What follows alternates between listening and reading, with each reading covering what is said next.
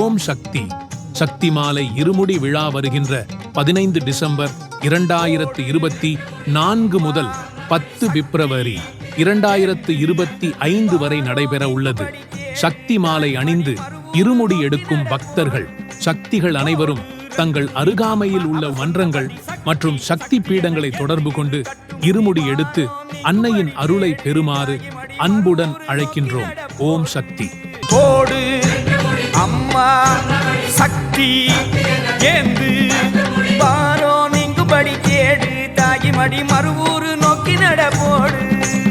ஓடு 2 முடி அம்மா அவ சொன்னபடி சக்தி சக்தி என எந்த இரு கட்டு முடி பாரோ நீங்குபடி கேடு தாயி மடி மறுவூரு நோக்கி நடப்போடு.